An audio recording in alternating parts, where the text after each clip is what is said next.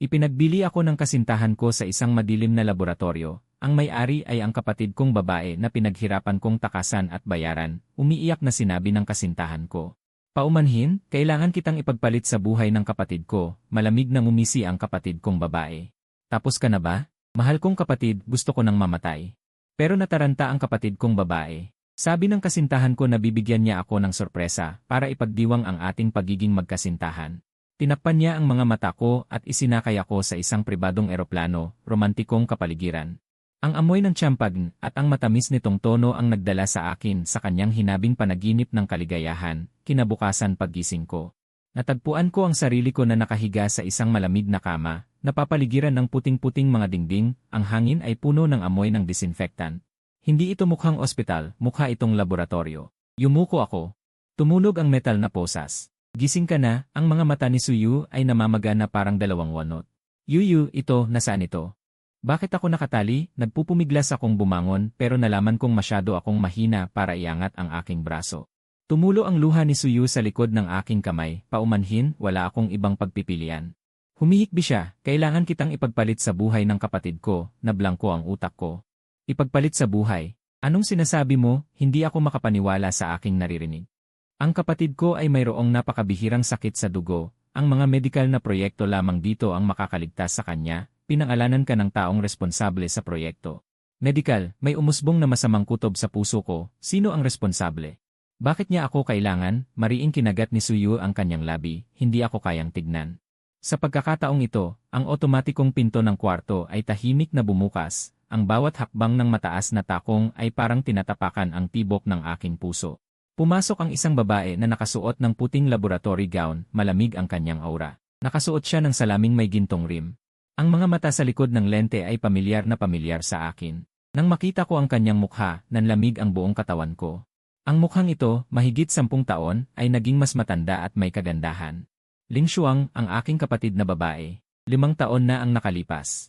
Sa isang pagsabog sa laboratorio, opisyal na idineklara siyang patay. Kahit isang buong buto ay hindi nahanap. Matagal na tayong hindi nagkita, mahal kong kapatid, inalis ni Ling Xuang ang kanyang salamin.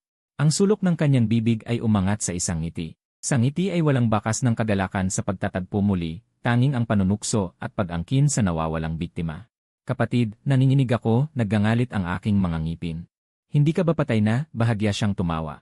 Lumapit sa akin, dumaloy ang malamig na dulo ng kanyang daliri sa aking mukha. Paano ako maglalakas loob na mamatay? Kung mamatay ako, sino ang magpoprotekta sa iyo? Ang pinakamahalagang kayamanan sa mundong ito. Huminto ang kanyang mga daliri sa aking mga kamay. Ako ay isang pianista, ang mga kamay na ito ay ang lahat sa akin. Ito rin ang kasangkapan ko para mabuhay pagkatapos tumakas sa kanya. 5 taon na. Kapatid, malambing ang boses ni Ling Xuang, ngunit may nakakatakot na lamig. Nilamon ako ng takot. Sa wakas ay nakatakas ako sa kanyang nakakasakal na kontrol. Akala ko ay nagkaroon ako ng bagong buhay sa loob ng 5 taon, nagkaroon ng pag-ibig at karera, ngunit hindi ko inaasahan. Na personal akong ibabalik ng aking kasintahan sa kulungan. Hindi mo ba sinabi na mahal mo ako, Ili? Tulungan mo ako, kahit para sa ating 2 taong relasyon. Lumuhod si Suyu sa tabi ng kama at umiyak. Tinitigan ko siya at naramdaman ko lang na napaka-absurd. Suyu, ang tinatawag mong pag-ibig ay ang lokohin ako at ikulong dito. Namutla ang mukha ni Suyu. Ano ang alam mo? Malapit nang mamatay ang kapatid ko. Wala akong magawa. Inalagaan kita sa loob ng 2 taon, ngayon na ang oras para suklian mo ako. Suklian? Natawa ako sa galit, mabilis na tumataas at bumababa ang aking dibdib. Lahat ng pinaghirapan kong pera ay ibinigay ko sa iyo. Ibinili kita ng bahay at kotse. Ano pa ang gusto mong suklian ko? Dumilim ang mukha ni Ling Xuang. Tiningnan niya si Suyu mula sa itaas, na parang tinitingnan ang isang langgam.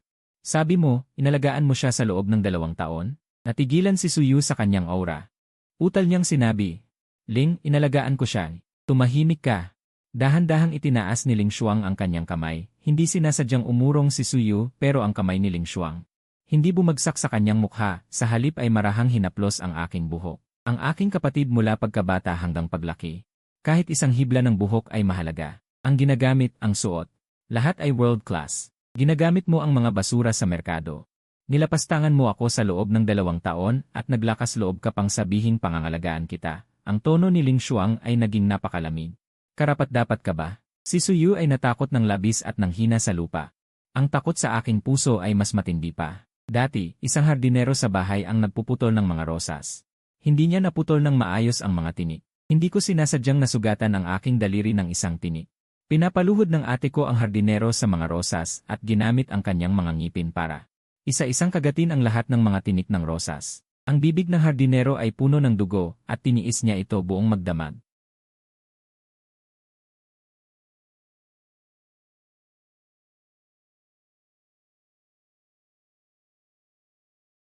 Kasama ang kumpanya ng iyong ahensya, ang pinakamalaking shareholder sa likod ng mga eksena ay ako. Ang aking puso ay lumubog sa kailaliman sa isang iglap. Hinayaan kitang tumakas sa loob ng 5 taon, hinayaan kitang maglaro sa labas sa loob ng 5 taon, oras na para umuwi. Si Ling Shuang ay tumayo lamang, na may katahimikan bago ang bagyo. Suyue, mahusay ang ginawa mo. Sabi niya kay Suyu sa lupa, iayos ko ang operasyon ng iyong kapatid. Maaari ka nang umalis ngayon. Si Suyu ay nagpasalamat na parang binigyan ng amnestya at gumapang palabas ng silid. Tanong ko nang may pag-aalinlangan. Ate, malinaw na hindi ka patay, bakit hindi mo ako hinanap? Si Ling Shuang ay umismid, hanapin ka. Para hayaan kang tumakas muli sa aking tabi. Eli, binigyan kita ng kalayaan, sarili mo ang hindi marunong magpahalaga. Ang mundo sa labas ay masyadong mapanganib. Tingnan mo, isang basta-bastang babae. Ay magagawang paikutin ka sa kanyang palad. Naglakad siya papunta sa isang sulok ng silid, kung saan nakatayo ng tahimik ang isang purong puting piano. Halika, tumugtog ka para sa akin. Utos niya, tugtugin mo ang piyesa na yon. Gustong-gusto kong marinig kang tumugtog niyan. Kinagat ko ang aking mga ngipin at marahas na umiling. Ang piyesa na yon ay bangungot ng aking pagkabata. Sa bawat pagkakataon na mayroon akong kahit kaunting kapintasan sa pagtugtog, hahampasin ng husto ng ate ko ang aking palad gamit ang kanyang singsing. Hanggang sa ito ay mamaga. Sabi niya, ang pagiging perpekto lamang ang karapat-dapat sa aking mga kamay. Nang makita niya akong lumalaban, dumaloy ang kuryente sa aking buong katawan. Hindi ko mapigilang manginig. Ang matinding sakit ng paninikip ng kalamnan ay halos nagpaguho sa aking mga ngipin. Tumugtog ka. O hindi ka tutugtog? Tanong ni Ling Shuang ng malamig. Sa matinding sakit. Parang bumalik ako sa ginintuang bulwagan, ang mundo na tanging kami lamang dalawa. Tumugtog ako. Pinilit kong isatinig ang dalawang salita mula sa pagitan ng aking mga ngipin. Tumigil ang kuryente. 2 mananaliksik na nakasuot ng puting lab gown ang pumasok at kinalagan ang mga tanikala. Inalalayan ako papunta sa harap ng piano. Ang aking mga kamay ay nanginginig ng husto, halos hindi ko makontrol. Si Ling Shuang ay nakaupo sa sofa sa tapat ko. Na parang isang reyna, eleganteng nakapatong ang kanyang mga binti. Huminga ako ng malalim. Ang nanginginig kong mga daliri ay dumapo sa malamig na mga piyesa ng piano. Tumulog ang pamilyar na himig, masigla, marahas. Sa pagtatapos ng piyesa, ako ay basang-basa ng malamig na pawis. Napakahusay. Tumango si Ling Shuang ng may kasiyahan. Tila hindi pa nakakalimot. Ngunit, nagbago ang kanyang tono at ang kanyang mga mata ay naging matalim. Ang iyong damdamin ay hindi tama. Ang piyesa na ito ay dapat na pananakop, kapangyarihan, kaluwalhatian. Ang tinutugtog mo ay takot at pagkamuhi. Tumayo si Ling Shuang at naglakad papunta sa akin. Eli, kinamumuhian mo ba ako? Yumuko ako. Hindi ko siya nagawang tingnan sa mata. Pinisil ni Ling Shuang ang aking baba at pinilit akong tumingala. Tumingin ka sa akin. Sumagot ka. Ipinikit ko ang aking mga mata. Napakahusay. May pagkamuhi. Ipinapatunay lamang nito na ikaw ay buhay pa. Tumawa siya, tumawa ng malupit ngunit malambing. Tila kailangan kong tulungan kang mahanap ang tamang damdamin. Kinuha ni Ling Shuang mula sa kanyang bulsa. Ang isang maliit na remote control. Mayroon lamang isang pulang pindutan dito. Ito ang controller. Sa hinaharap, sa tuwing sa tingin ko ay mali ang iyong emosyon, pipindutin ko ito hanggang sa matugtog mo ang damdaming gusto ko. Bulong niya sa aking tainga. Ngayon, magsimula tayong muli. Tinitigan ko ang pulang pindutan sa ilalim ng kanyang mga daliri, nanginginig sa takot. Sa mga sumunod na araw, nabuhay ako sa tunay na impyerno. Tila ginawa ni Ling Shuang ang pagpapahirap sa akin. Bilang kanyang nag-iisang kasiyahan, pinatutugtog niya ako araw-araw ng iba't ibang mahihirap na piyesa ng piano. Mula kay Chopin hanggang Rachmaninoff, mula sa klasikal hanggang sa moderno. Iisa lamang ang pamantayan niya sa paghusga. Ang tinatawag niyang tamang emosyon. Hanggat ang aking musika ay nagpapakita ng kahit kaunting kalungkutan, pagtutol o kawalan ng pag-asa, hindi siya magdadalawang isip na. Pinindot ko ang pulang buton, matinding kuryente ang paulit-ulit na tumatagos sa katawan ko. Noong una, sumisigaw pa ako habang pinupunasan niya ng panyo ang pawis sa noo ko. Kasabay ng malambing na pagsasabi, kung wala ang magulong emosyon, mas dalisay ang musika mo.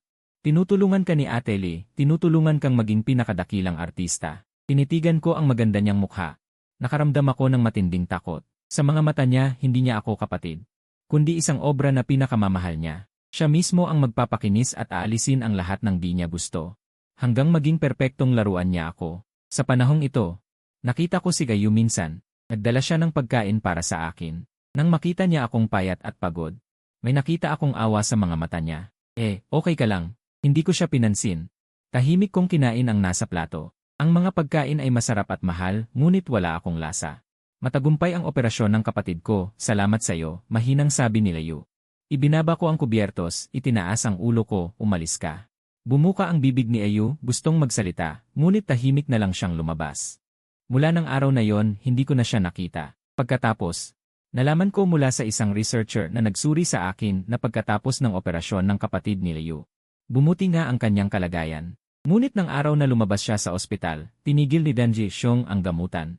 Mabilis na bumalik ang sakit ng bata at mas malala pa kaysa dati. Sa huli, namatay siya sa sobrang sakit. At dahil hindi kinaya ni Layu ang nangyari, nawala siya sa sarili at dinala sa therapy area dito. Tinanong ko ang researcher kung ano ang therapy area. Umiwas siya ng tingin. Nag-aatubili siyang sinabi, para sa mga volunteer na may problema sa pag-isip, doon sila nagpapahinga. Ngunit nabasa ko sa matatakot niyang mga mata na hindi iyon magandang lugar. Ginamit ni Dan Zhixiong ang pinakamalupit na paraan para ipaintindi sa akin ang kahihinatnan ng pagtataksil sa kanya. Gusto niyang malaman ko na siya lang. At siya lang ang makakapagdesisyon ng kapalaran ko at ng buhay at kamatayan ng mga taong nasa paligid ko. Dahil sa takot, sumuko ako pansamantala. Sinimulan kong tumugtog ng piyesa ayon sa gusto niya, sinusubukang gayahin ang gusto niyang kaluwalhasyan at pananakop. Gumagaling na ako sa pag-arte, halos maniwala na ako na nasisiyahan akong makulong. Nasiyahan si Tan Nishong dito. Hindi na siya madalas gumamit ng kuryente at binibigyan niya ako ng kaunting kalayaan. Halimbawa, pinapayagan niya akong magbasa ng libro sa silid o maglakad-lakad sa hardin sa tuktok ng laboratorio kasama niya. Iyon ang unang pagkakataon na nakita ko ang kabuuan ng lahat. Ito ay isang malaking puting gusali na itinayo sa isang liblib na isla sa Pasipiko, parang isang fortress na malayo sa mundo. Napapaligiran ito ng walang katapusang dagat. Maganda, ngunit nagpapakita rin ito ng hindi malalampasan na hadlang. Ang hardin ay puno ng iba't ibang kakaibang bulaklak at halaman. Presko ang hangin. Mainit ang sikat ng araw. Gusto mo ba dito? Tumayo si Tan Zhixiong sa tabi ko. Inayos niya ang buhok kong hinipan ng hangin. Tumango ako. Ang lahat dito ay inihanda para sa'yo. Ibinuka ni Dan Zhixiong ang kanyang mga braso na para bang yayakapin ang buong mundo. Dito. Walang dumi at panganib mula sa labas, walang pagtataksil at panlilinlang. Tayo lang. Maaari tayong magkasama magpakailanman. Tinitigan ko ang nagliliyab na ilaw sa kanyang mga mata. Naramdaman ko ang lamig sa aking puso. Magpakailanman? Hindi. Mas gugustuhin ko pang mamatay kaysa makasama siya magpakailanman sa magandang libingan na ito. Kailangan kong makatakas. Sinimulan kong obserbahan at mangalap ng impormasyon nang hindi nagpapakita. Ang nag-examine sa akin araw-araw ay isang batang doktor na nagngangalang Xian Yi. Nakasuot siya ng salamin na may itim na frame at tahimik. Ngunit may nakatagong awa sa kanyang mga mata na hindi nararapat dito. Nagpa siya akong humanap ng paraan sa kanya. Isang araw, sa isang regular na eksaminasyon, sinadya kong gumamit ng sobrang lakas ng tumutugtog ng piyesa na naging sanhi ng pagbalik ng lumang pinsala sa kanang pulso ko. Hindi ko kinaya ang sakit. Inasikaso ni Xian Yi ang pinsala ko. Soft tissue contusion lang. Magpahinga ka lang ng ilang araw, okay na. Sanay siyang naglagay ng gamot at nagbalot ng benda. Dr. Lian, mahina kong sabi, mahalaga sa akin ang kamay ko. Natigilan si Tian Ai. Hindi siya sumagot. Kung mapapahamak ang mga kamay na ito, mawawalan na ba ako ng silbi sa ate ko? Tanong ko para subukan. Tuminala si Tian Ai. May nakita akong pagbabago sa kanyang mga mata sa likod ng salamin. Mabilis siyang tumingin sa security camera sa pinto. Pagkatapos ay pinahina niya ang kanyang boses at sinabi, hindi ka isang kasangkapan. Pagkatapos sabihin yon, niligpit niya ang kanyang first aid kit at nagmadaling umalis. Kahit isang paungusap lang iyon. Sapat na, may awa siya sa akin. Mula noon, sinimulan kong lapitan si Chenki. Pinag-usapan namin ang kaalaman sa medisina, nagtanong ako sa kanya tungkol sa paggaling ng katawan. Tumutugtog din ako sa kanya ng ilang paborito niyang, nakapapawing pagod na musikang klasikal. Nanatili pa ring tahimik si Chenki. Ngunit hindi na gaya ng dati na sadyang iniiwasan ang aking tingin. Sa kanyang puso, ako ay mula sa isang sinusubaybayang eksperimento. Naging isang buhay na taong maaaring makausap. Sa wakas dumating na ang pagkakataon. Isang hating gabi. Biglang tumunog ang alarm system ng base. Patuloy na kumikislap ang mga pulang ilaw ng babala. Umaalinggaw ang nakabibinging tunog ng alarma sa buong gusali. Matapos makatanggap ng tawag, nagmamadaling sinabi sa akin ni Ling Shuang, manatili ka sa kwarto. Huwag kang pupunta kahit saan. Umalis siya kasama ang isang peres ng security personnel. Ito na ang hindi dapat palampasing pagkakataon. Agad kong pinindot ang emergency call button sa tabi ng kama. Hindi nagtagal, tumakbo si Chen Qi na may dalang first aid kit. Anong nangyari? Tanong niya ng kinakabahan. Hindi maganda ang pakiramdam ko sa puso. Hindi ako makahinga. Tinakpan ko ang aking dibdib, nagpanggap na nasasaktan. Agad na kinuha ni Chen Qi ang isang stethoscope para suriin ako. Huwag kang magpanggap, nakinig siya sandali. Bulong niya, normal ang tibok ng puso mo. Ibaba ko ang kamay ko. Tinitigan ko siya, alam mo ba kung anong nangyayari sa labas? Nag-atubili si Chen Qi. Tumango, ang Jin Bank ay pinasok ng mga taong hindi pa nakikilala. May kahinaan sa security system. Ilayo mo ako dito. Hinawakan ko ang kamay niya. Nagmamakaawang sinabi, Yes Chen, ayaw mo rin sigurong makulong dito habang buhay. Hindi ba? Tumakas tayong magkasama. Marami akong maibibigay sa iyong pera. Sobrang dami na hindi mo mauubos habang buhay. Binawi ni Chen Qi ang kanyang kamay na mumutla. Nasiraan ka na ng bait. Kung matuklasan ni President Ling, mamamatay tayong pareho. Ano ang pinagkaiba natin ngayon sa patay? Araw-araw mong kinakaharap ang mga voluntaryong ginagawang ginyapig. Hindi ba kumikirot ang iyong konsensya? Nag-aral ka ba ng medisina para magligtas ng buhay o para tulungan ang isang baliw? Nalumikha ng mga halimaw. Nanginginig ang labi ni Chen Qi at hindi makapagsalita. Alam kong malubha rin ang sakit ng kapatid mo at kailangan niya ang mga gamot na pang-eksperimento dito. Pero naisip mo ba na maililigtas siya ni Ling Shuang at kaya rin niya siyang wasakin anumang oras, tulad ng kapatid ni Suyu? Talaga bang kampante ka na ipaubaya ang iyong kapalaran sa ganitong uri ng tao? Ganap na winasak ng mga salitang ito ang psikolohikal na depensa ni Chen Qi. Masakit siyang pumikit. Pagkaraan ng ilang sandali, dumilat siya at sinabi, sumunod ka sa akin. Ginamit ni Chen Qi ang kanyang otoridad.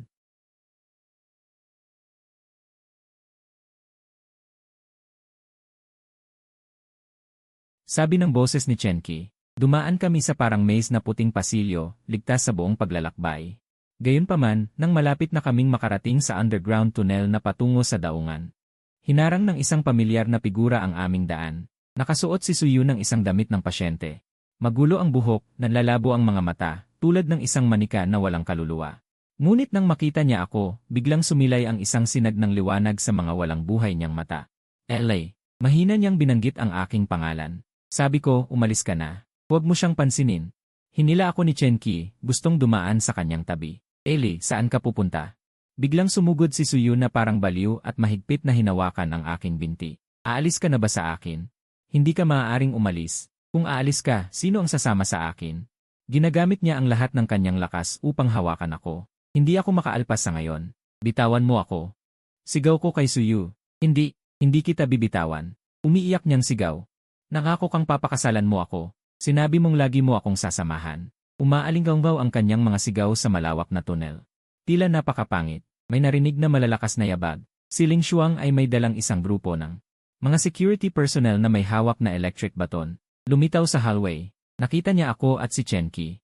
Walang anumang hindi inaasahang ekspresyon sa kanyang mukha. Sa halip ay may isang mapaglarong panunuya na parang pusa at daga. Nakapaglaro ka na ba? Aking mabuting kapatid. Biglang nanlamig ang puso ko. Ito ay isang bitad. Mula sa pagpasok sa Jin Bank hanggang sa paglitaw ni Suyu, ang lahat ay pinlano ni Ling Shuang. Gusto lang niyang makita kung kanino ako papanig. Sino ang tutulong sa akin para panigan si President Ling? Namutla sa takot si Chen Qi. Nanlambot ang mga tuhod at lumuhod sa lupa. Hindi siya tiningnan ni Ling Shuang. Ang kanyang tingin ay palaging nakatuon sa akin. Eli, muli mo akong binigo. Dahan-dahan siyang lumapit sa akin. Binigyan kita ng pinakamagandang kapaligiran, ang pinakadalisay na sining. Bakit lagi mong iniisip na iwanan ako? Pumunta sa maruming mundo sa labas. Ito ang pinakamaruming lugar. Sumigaw ako sa kanya nang namumula ang mga mata. Ginagawa mo ang mga tao na parang eksperimento, nagwawalang bahala sa buhay. Isa kang demonyo. Demonyo, huminto si Ling Shuang at tumagilid ang ulo. Tila nag-iisip tungkol sa salitang iyon. Kung magagawa kitang manatili sa aking tabi magpakailanman, hindi ko ikakahiya na maging isang demonyo. Sinulyapan niya si Suyu na nakayakap sa aking binti, at may bahid ng pagkasuklam sa kanyang mga mata. Alisin siya. Lumapit ang dalawang security personnel at marahas na hinila si Suyu. Palayo sa akin. Hindi, Ali, tulungan mo ako. Tulungan mo ako. Nagmumula kay Suyu ang isang hirap na sigaw, desperadong inaabot ako. Pinanood ko siyang hila-hila palayo. Para sa'yo naman. Bumaling ang tingin ni Ling Xuang kay Chen Qi na nakaluhod sa lupa. Ang sinumang magtaksil sa akin, iisa lang ang patutunguhan. Pumitik siya ng kanyang mga daliri. Lumapit ang isang researcher na may dalang tray. Sa tray ay may isang iniksyon na puno ng berdeng likido. Ito ang pinakabagong neurotoxin na aming binuo. Hindi ito agad ikamamatay. Ngunit mararamdaman ng isang tao sa kanyang katinuan ang bawat muscle at organ na unti-unting inaatake. Ang sakit ng pagkabulok. Ang tono ni Ling Xuang ay kaswal na parang nagpapakilala ng isang ulam. Ang buong proseso ay tatagal ng halos 12 oras. Gulat na gulat si Chen Qi at nanlalaki ang mga mata. May naamoy na nakasusulasok. Naihi siya sa kanyang sarili sa takot. Hindi, huwag. Ling, ma'am. Nagkamali ako. Hindi ko na ulitin. Paulit-ulit siyang yumuyuko, tumutulo ang sipon at luha. Huli na. Kinuha ni Ling Xuang ang iniksyon at lumapit kay Chen Qi. Ate, parang awa mo na, palayain mo siya. Gagawin ko ang lahat ng gusto mo. Nagmamadali akong sumigaw. Mabuting tao si Chen. Hindi ko kayang panoorin siyang mamatay. Ngunit hindi tumigil si Ling Xuang. Mabilis niyang itinulak ang berdeng likido sa liig ni Chen Qi. Bumigkas ng isang sigaw si Chen Qi, nanginginig ang katawan ng marahas. Mabilis na nagkasugat-sugat ang kanyang balat. Tinalikuran ko siya, hindi ko kayang panoorin. Kumukulo ang aking sikmura. Dalhin niyo siya sa recovery area. Ipakita sa lahat na ito ang kapalaran ng mga traidor. Inihagis ni Ling Xuang ang iniksyon at pinunasan ang kanyang mga kamay gamit ang wet wipes. Tapos na. Binalingan niya akong muli. Ngayon, ikaw naman, mahal kong kapatid. Bumagsak ang kanyang tingin sa aking kanang kamay na nakabalot sa benda. Sabi mo, kung sirain ko ang iyong mga kamay, susunod ka ba sa akin ng mabuti at mananatili sa aking tabi magpakailanman?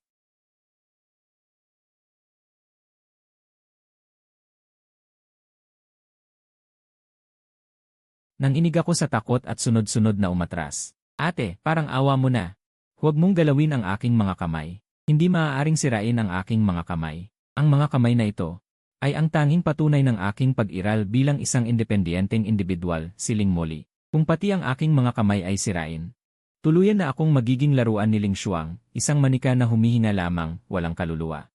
Hindi maaaring sirain. May malupit na ngiti sa mukha ni Ling Xuang. Bigyan mo ako ng isang dahilan. Susundin kita sa hinaharap. Kung ano ang ipatugtog mo, iyon ang itutugtog ko. Nagmamakaawa ako. Hindi na ako tatakas muli. Ipinapangako ko. Ngumisi si Ling Xuang. Ang iyong panata ay katulad ng pag-ibig ni Suyu. Dahan-dahang dumulas ang malamig na dulo ng kanyang mga daliri. Sa benda sa aking kamay. Ang mga kamay na ito ay napakasutil. Palagi ka nitong gustong ilayo sa akin. Para hawakan ang mga taong at bagay na hindi dapat hawakan. Ang kanyang ekspresyon ay puno ng hindi normal na pagkahumaling. Tanging sa pamamagitan ng pagsira sa kanya, maaari kang mapasa akin magpakailanman. Kumuha si Ling Xuang ng isang kumikinang na dagger mula sa baywang ng isang security personnel. 8. Desperado akong sumigaw. Nakalimutan mo na ba si Papa? Ang pinakamalaking hiling ni Papa noong nabubuhay pa siya ay maging isang mahusay na pianista ako. Ang mga kamay na ito, ang huling alaala niya sa akin. Kung sisirain mo ito, paano mo haharapin? Sa pagbanggit kay Papa, tumigil na si Ling Xuang. Lumitaw sa kanyang mukha ang isang panandaliang pagkalito at sakit. Ang aming mga magulang ay mga nangungunang siyentipiko. Dati, dinala nila ako at ang aking ate sa isang eksperimento. Nakaranas kami ng sinadyang paninira ng mga karibal na nagdulot ng malaking pagsabog. Namatay agad ang mga magulang. Nasugatan ang aking kanang kamay sa mga gumuhong labi sa pagsabog na iyon. Desperadong sinubukan ako ng aking ate na hilahin ako palabas ng dagat ng apoy. Ginamit niya ang lahat ng kanyang resources para kumuha ng pinakamahusay na mga siruhano sa buong mundo para sagipin ang aking mga kamay. Mula sa araw na yon, siya ay naging mapusok at baliw. Sinabi niyang maghihiganti siya sa kanyang mga magulang para magtatag ng isang ganap na ligtas. Nakaharian na para lamang sa aming dalawa. Ikinulong niya ako sa ilalim ng pagkukunwari ng pagpapagaling at proteksyon. Papa, bahagyang namumula ang mga mata ni Deng Zhixiong, nakakita ako ng bahagyang pag-asa. Ate, nakalimutan mo na ba kung paano ka nangako kay Papa noon? Sabi mo alagaan mo ako. Susuportan mo ang pangarap ko, sisirain mo ba ito ngayon? Tumahimik si Gan Xiang. Ang kamay niyang hawak ang panyo ay bahagyang nanginginig, tama ka. Hindi dapat labagin ang hiling ni Papa. Itinago niya ang panyo, nakahinga ako ng maluwag. Parang nanghina ang buong katawan ko at sumandal sa dingding. Ngunit, biglang nagbago ang tono niya, maaaring patawarin ang pagkakasala ng kamatayan. Ngunit hindi ang pagkakasala na manatiling buhay, kailangan mong pagbayaran ang iyong pagsuway. Lumingon si Gan Xiang. Sabi sa researcher, kunin mo ang kalimutan. Kalimutan, nakaramdam ako ng matinding pagkabahala. Hindi nagtagal, bumalik ang researcher na may dalang metal na maleta, binuksan ang maleta. Sa loob ay isang set ng instrumento na parang helmet. Ano ito? Tanong ko nang may takot. Isang bagay na makakatulong sa iyong kalimutan ang mga problema. Hinaplos ni Dan Zhixiong ang malamig na instrumento, nagningning ang kanyang mga mata. Gusto kong tumakas palagi dahil naaalala mo ang maraming bagay sa labas. Naaalala mo ang babaeng nagngangalang Ngeyu, naaalala mo ang mga walang kwentang palakpakan at bulaklak, basta alisin ang mga dagdag na alaala na iyon. Sa mundo mo ay may iwan na lamang ako at ang piano. Aalisin niya ang aking mga alaala. Hindi mo pwedeng gawin ito. Dan Zhixiong, isa kang baliw. Nagpumiglas ako, ngunit mahigpit akong hinawakan ng dalawang malalaking security guard. Hindi ako baliw, mahal lang kita ng sobra. Kinuha ni Dan Zhixiong ang helmet. Lumapit siya sa akin, huwag kang matakot, malapit na, kalimutan mo ang lahat ng ito. Makakapagsimula tayong muli. Dahan-dahang ipinutong sa aming ulo ang malamig na instrumento, nakita ko ang malapit. Maganda ngunit baluktot na mukha ni Dan Zhixiong. Ang aking kamalayan ay unti-unting lumubog sa kadiliman sa ilalim ng matinding pagpapasigla ng kuryente. Parang nagkaroon ako ng isang napakahaba at napakahabang panaginip. Sa panaginip ay may magulong mga eksena, nakasisilaw na spotlight. At isang malabo at hindi malinaw na mukha ng isang babae na lumuluha. Sino ang tumatawag sa akin? Bigla akong dumilat, nakita ko ang nag-aalalang mukha ng aking ate na si Dan Zhixiong. Gising ka na? Kumusta ang pakiramdam mo? Malambing niyang tanong at hinipo ang aking noo.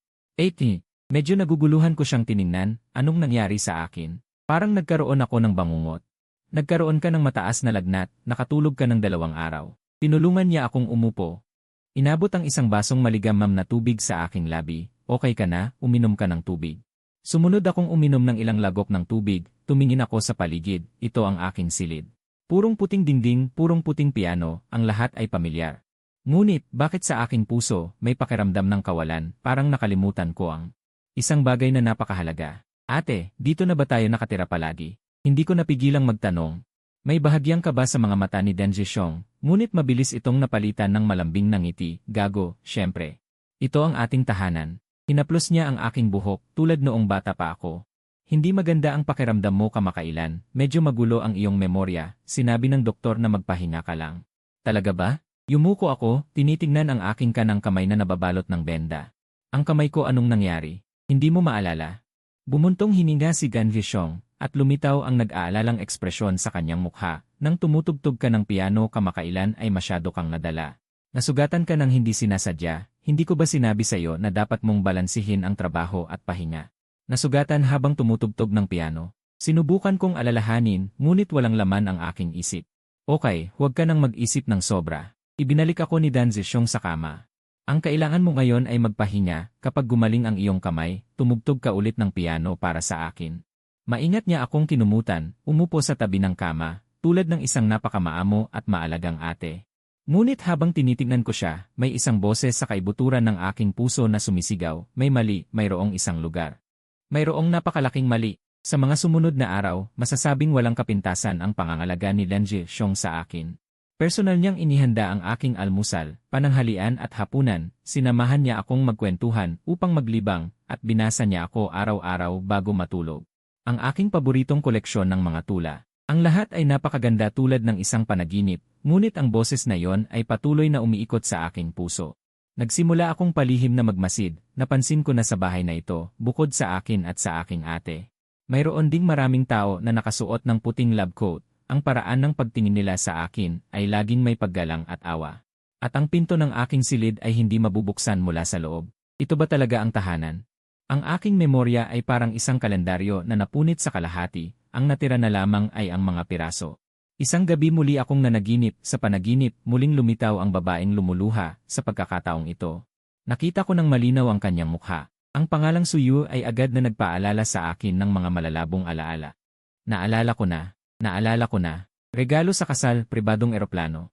Malamig na laboratorio, sugat sa aking pulso, at ang malamig na mga salita ni Dan Zhixiong. Hanggat malinis ang mga labis na alaala na ito sa iyong mundo. Matitira na lang ako at ang piano. Bigla akong napabalikwas mula sa kama, pinagpapawisan ng malamig. Ang lahat pala ng lambing at ganda ay pawang ilusyon lamang. Hindi sinira ni Ling Xuang ang aking mga kamay.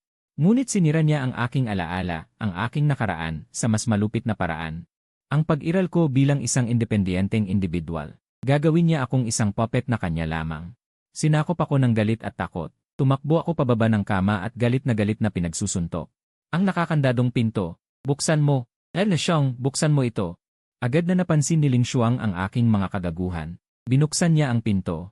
Tinitigan niya ako habang nagpupumiglas, nakakunot ang noo. Ali, anong ginagawa mo? Naalala ko na. Nakatitig ako sa kanya ng may mapupulang mata. Anong ginawa mo sa akin? Nasaan ang aking alaala? Ibalik mo ang aking alaala. Biglang nanlamig ang mukha ni Dan Zhishong.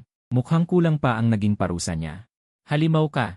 Sumugod ako pasulong. Pinigilan ako ng mga security personnel.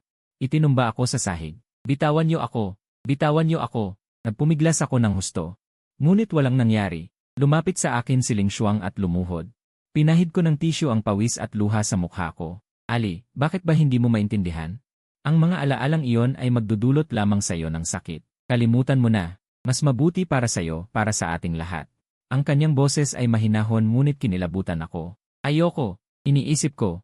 Kahit masakit, buhay ko pa rin yon. Wala kang karapatang agawin ito. Karapatan? Tumawa si Dan Zhishong, taglay sa kanyang halakhak ang panunuya at awa. Sa islang ito, ako ang karapatan. Tumayo siya at inutusan ang mga security personnel. Dalhin siya sa treatment room, dagdagan ang dosis. Ang aking desperadong sigaw ay umalingaw-ngaw.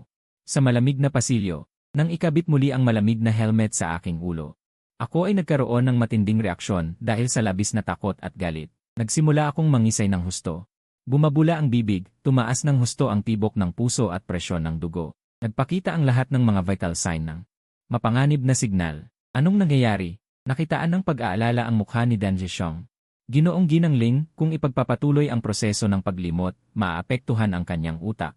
Maaaring mamatay siya at maging parang gulay. Agad itong iniulat ng isang grupo ng mga researcher. Tinitigan ni Dan Zhishong ang abandonadong lugar.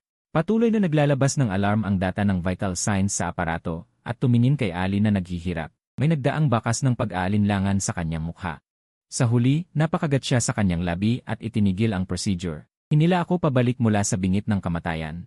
Ngunit mula noong araw na yon, nagsimula akong maging tahimik, hindi kumakain o umiinom. Parang isang estatwa na walang buhay. Nakaupo sa tabi ng bintana araw at gabi, nakatingin sa malawak na dagat sa labas. Isinasagawa ko ang aking paglaban sa pinakanegatibong paraan. Ginawa na ni Dan Zhishong ang lahat ng kanyang makakaya. Inihanda niya ang aking mga paboritong pagkain, binasa niya ang aking mga paboritong libro. Ngunit kahit anong gawin niya, wala akong imik. Ali, ano ba talaga ang gusto mo? Pagkaraan ng isang linggo, naubos na ang pasensya ni Dan Zhishong at sumabog sa harap ko. Dahan-dahan akong lumingon. Tinitigan niya ito nang walang buhay ang mga mata. Maliban na lang kung papatayin mo ako. Nanginginig ng husto ang katawan ni Dan Zhishong. Ano ang sinasabi mo? O kaya, pakawalan mo ako? Impossible. Hindi niya inisip at tumanggi. Hindi na kita hahayaang umalis muli sa akin. Kung gayon, patayin mo ako. Kalmado kong inulit ang sinabi ko. Nauwi sa pagtatalo ang usapan namin. Hindi na nangahas si Dan Zhishong na gamitin muli sa akin ang pamamaraan ng paglimot. Dahil natatakot siyang maging vegetable o idiot ako, hindi rin siya nangahas na gumamit ng karahasan sa akin. Dahil ginamit ko ang pag-aayuno upang takutin siya. At ang patayin ako ay talagang imposible. Ang pa siyang ginawa, isang araw, habang inaasikaso ni Dan Zhishong ang isang ulat patungkol sa Ingat Yaman. Ang kanyang mukha ay naging abnormal na pangit. Kahit malayo ako, nahuli ko pa rin ang ilang mga keyword. Wala sa kontrol, impeksyon, mataas na nakakahawa. Sinabi sa akin ng intuition na may nangyari at isang malaking bagay ang nangyayari. Siguraduhin na mula noong araw na yon, ang kapaligiran sa laboratorio ay naging abnormal na tense. Mga researcher na nakasuot ng protective suit. Nagmamadali, ang amoy ng disinfectant sa pasilyo ay lalong tumindi. Paminsan-minsan naririnig ko ang pinipigilang ubo ng paghihirap mula sa malayo. Lalo pang naging abala si Dan Zhishong. Paliit ng paliit ang oras na ginugugol niya sa aking silid, at lalo pang naging seryoso ang ekspresyon ng kanyang mukha. Dumating na siguro ang pagkakataong hinihintay ko. Isang araw, isang batang researcher na nagdala sa akin ng pagkain. Nang ilapag ang tray ng pagkain, bigla siyang umubo ng malakas. Mabilis niyang tinakpan ang kanyang bibig gamit ang kanyang kamay. Ngunit may isang patak ng dugo ang tumulo sa puting-puting mantel. Nakasisilaw ang matingkad na pula. Natarantang tumingin siya, mabilis na pinunasan ng tissue ang bakas ng dugo, at pagkatapos ay tumakas ng nagmamadali mula sa silid. Tinitigan ko ang pulang marka sa mantel, at ang aking puso ay tumitibok ng hindi mapigilan. Virus. Ang kumakalat na wala sa kontrol sa Ra Jin Pool ay isang virus. Ang virus na ito ay nagsisimula ng kumalat sa loob ng mga researcher. Kailangan kong mahawa sa virus na ito. Sa ganitong paraan lamang ako makakawala sa kontrol ni Dan Yishong. Kung magkakasakit ako, hanggang sa tanging ang labas ng mundo ang makapagliligtas sa akin, papayag kaya siyang palayain ako para iligtas ang buhay ko. Kahit hindi niya ako palayain, dapat na akong mamatay. Nilingap ko pa rin ang mga bagay na hinahawakan nila nang hindi nila namamalayan. Kahit hindi niya ako palayain, dapat na akong mamatay dahil sa sakit. Patago ko pa ring hinawakan ang mga bagay na hinawakan nila nang hindi nila namamalayan. Sa wakas, pagkatapos ng isang linggo, nagkaroon ako ng mga sintomas gaya ng inaasahan ko. Nagsimula akong magkalagnat, umubo, at nahirapang huminga. Nang umubo ako ng unang patak ng dugo, alam kong nanalo ako sa pustahan. Nataranta si Dan Yishong nang makita niya akong umubo ng dugo. Tumakbo siya at niyakap ako. Lizzie, anong nangyayari sa'yo? Ate, mahina kong tiningnan siya. Mukhang nagkakasakit ako. Ang mga medikal na kagamitan ng mga researcher. Ang lahat ay pinakilos. Inilipat ako sa pinakamataas na antas ng isolation ward. Iba't ibang advanced na instrumento ang ikinabit sa aking katawan upang subaybayan ang aking vital signs anumang oras. Nagbabantay si Dan Yishong sa labas ng isolation ward, tumitingin sa akin sa pamamagitan ng bintana ng salamin na may mga mata na puno ng dugo. Sa unang pagkakataon, nagpakita siya ng napakarupok at walang magawang ekspresyon sa harap ko. Kumusta na? Nasuri na ba ang virus? Sumigaw siya sa isang grupo ng mga nangungunang virologist at doktor. Pinakain ko kayo ng maraming taon, hindi para hayaan kayong walang magawa dito. Nanginginig na sumagot ang isang matandang eksperto. Ito ay isang bagong-bagong recombined virus. Tinatawag namin itong pagkalanta. Napakaikli ng incubation period nito. Napakalakas ng hawaan nito. At saka, inaatake nito muna ang immune system ng tao. Sa kasalukuyan, hindi pa kami nakakahanap ng anumang epektibong paggamot. Walang silbi. Sinipa ni Dan Yishong ang kalapit na rack ng instrumento. Kung hindi mo mahanap, magpatuloy sa paghahanap. Kung hindi ka pa rin makahanap ng solusyon sa loob ng 24 oras, pumunta kayong lahat at samahan ang aking kapatid sa kanyang libingan. Gayunpaman, ang aking kalagayan ay mabilis na lumala. Napakataas ng aking temperatura. Nagkaroon ng malubhang fibrosis sa aking baga. Lalo akong nahirapang huminga. Nagsisimula na ring magkaroon ng mga senyales ng pagpalya ng organ. Alam ko, hindi na ako magtatagal. Ngunit hindi ako natatakot kahit kaunti. Para sa akin, ang kamatayan. Siguro isa itong paglaya. Nang gabing iyon, hinawakan niya ang aking malamig na kamay. Sobrang paos ang kanyang boses. Bakit mo ito ginagawa? Sinadya mong mahawa, hindi ba? Hindi ako tumanggi, tumingin lamang ako sa kanya ng mahinahon. Bakit? Tumulo ang luha ni Dan Yishong. Gusto mo na ba talagang iwanan ako? Hanggang sa punto na ginagamit mo ang iyong sariling buhay upang takutin ako. Nahirapan akong magsalita. Natigilan si Dan Yishong. Dumapa siya sa gilid ng aking kama at umiyak ng malakas. Patawad, Lee. Patawad. Nagkamali si ate. Hindi dapat kitang ikinulong. Hindi ko dapat binura ang iyong mga alaala. Ako lang. Natatakot lang ako. Natatakot akong mawala ka. Simula nang umalis sina mama at papa. Sa mundong ito, naisip ko na kung protektahan kita at ilayo ka sa lahat ng panganib. Magpakailanman tayong magkasama. Pero nagkamali ako. Ginawa kitang isang ibon sa hawla. Pinutol ko mismo ang iyong mga pakpak. Ito ang unang pagkakataon na nakita ko si Dan Yishong na napakarupok. Lumilitaw na sa ilalim ng kanyang matigas at malamig na panlabas, mayroon ding isang nasugatan at takot sa nag-iisang puso. Ano pang silbi na sabihin ang mga ito ngayon? Hinihingal ako. Nahirapan akong magsalita. Tumindala si Dan Yishong at muling nagningning sa kanyang mga mata. Baliw na liwanag. Hindi, may silbi pa rin. Mayroon pa ring paraan. Tumayo siya. Mayroon pang isang lugar sa mundo na maaaring makapagligtas sa iyo. Ang lugar na binanggit ni Dan Yishong ay isang Biological Research Institute. Iyon ang mga matalik na kaibigan ng aming mga magulang noong nabubuhay pa sila. Isang propesor na kilala sa larangan ng genetic engineering ang nagtatag nito at ito rin ang tanging lugar sa mundo na posibleng makagawa ng lunas sa sakit ng pagkalanta sa maikling panahon. Ngunit ang pagpunta doon ay nangangahulugang kailangan kong lisanin ang islang ito, lumayo sa kanyang paningin. Tinitigan ako ni Ling Shuang na may halong emosyon, pag-aalala, pagpupumiglas at sakit. Ihahatid kita. Ngunit kailangan mong mangako sa akin ng isang bagay. Anong kondisyon? Kapag gumaling ka na, kailangan mong bumalik sa akin. Tinitigan ko siya. Akala ni Ling Shuang nag-aalangan ako. Nagmamadali niyang sinabi, Lee, isinusumpa ko pagbalik mo. Hindi na ako magiging katulad ng dati. Bibigyan kita ng kalayaan. Kung saan mo gustong mag-concert, pwede kang pumunta.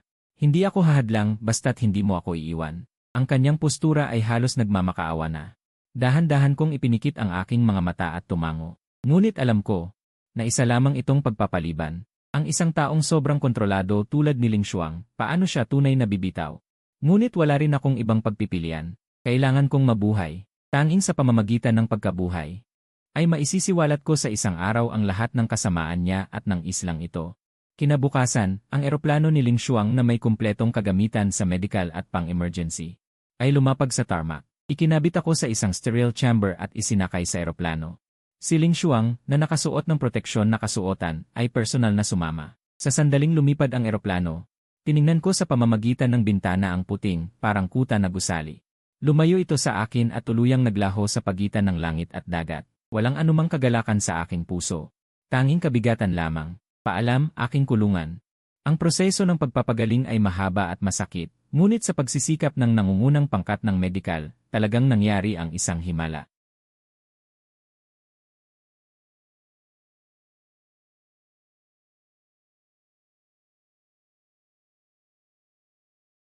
Nagbago rin si Ling Xuang, itinigil ang pagiging dominante at mapaniil, naging malumanay at maalalahanin sa akin. Natuto pa siyang magluto ng sabaw para sa akin. Minsan, habang pinagmamasdan ko siya sa ilalim ng paglubog ng araw, nagbabalat ng mansanas para sa akin, nakakaramdam ako ng ilusyon na para bang kami ay nagmamahalan pa ring magkapatid.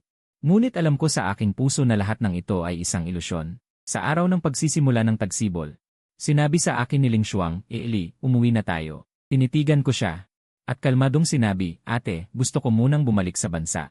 Bahagyang nagbago ang ekspresyon ni Ling Xuang. Bumalik sa bansa? Anong gagawin mo doon? Wala na tayong kamag-anak doon. Gusto kong bisitahin ang puntod ni nanay at tatay. Matagal ko na itong gustong gawin. Gusto kong magsimulang muling tumugtog ng piano. Matagal na natahimik si Ling Xuang. Sa huli, pumayag rin siya. Okay, sasamahan kita. Babalik tayo. Nagbalik kami sa lungsod na yon na matagal na naming nilisan.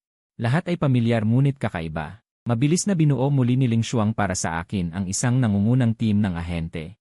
Para sa aking comeback tour, ang aking unang comeback concert ay nagkaroon ng napakalaking tabumpay. Si Ling Xuang ay nakaupo sa ilalim ng entablado sa unang hilera, namamasa ang kanyang mga mata. At mayroong isang mapagmataas at nakabibighaning ngiti sa kanyang mukha. Sa sandaling iyon, halos akala ko na maaari na naming muling simulan. Ngunit natuklasan ko na napapaligiran ako ng kanyang mga espiya.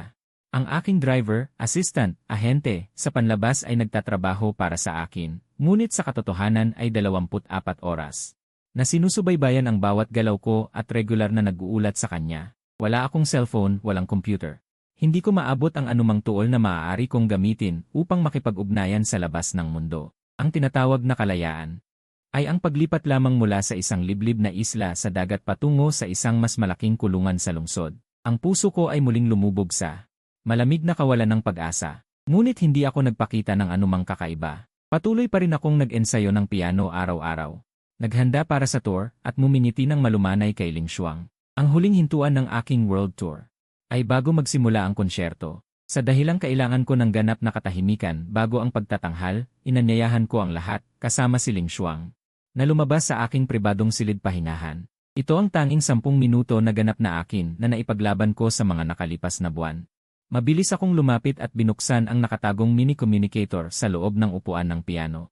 Ito ay ibinigay sa akin ng palihim ni Professor Elmore, ang pinuno ng Research Institute at kaibigan ng aking mga magulang bago sila pumanaw, noong ako'y nakalabas ng ospital. Napansin na niya ang kakaibang pag-ugali ni Ling Xuang at naghinala rin sa pag-iral ng iba't ibang pinagmulan ng enerhiya. Sa mga nakalipas na buwan, sinamantala ko ang mga puwang sa pagitan ng mga pagtatanghal sa tour upang palihim na maipadala ang lahat ng ebidensya na alam ko tungkol sa iba't ibang pinagmulan ng enerhiya. Sa pamamagitan ng communicator na ito, ngayon na ang araw ng pagsasara ng bitad. Pinindot ko ang pindutan sa communicator upang ipadala ang aking lokasyon. Pagkatapos gawin ang lahat ng ito, kalmado kong inayos ang aking mga damit, binuksan ang pinto at lumabas. Naghihintay si Ling Xuang sa labas ng pinto. Kinaugalian na niyang lumapit para ayusin ang aking kurbata, humakbang ako paatras. Umiwas sa kanyang kamay. Nakita ko ang bahagyang sakit sa kanyang mukha. Tinitigan ko siya. Tapos na. Natigilan siya, tila hindi maintindihan ang ibig kong sabihin. Anong tapos na? Ikaw at ako, pati na ang iyong pinanggagalingan ng musika, tapos na. Biglang narinig ang sirena ng pulis. Sa wakas ay naunawaan ni Dan Ji Xiong ang nangyayari. Hindi makapaniwalang tumingin sa akin. Ikaw, Ikaw ang may gawa nito.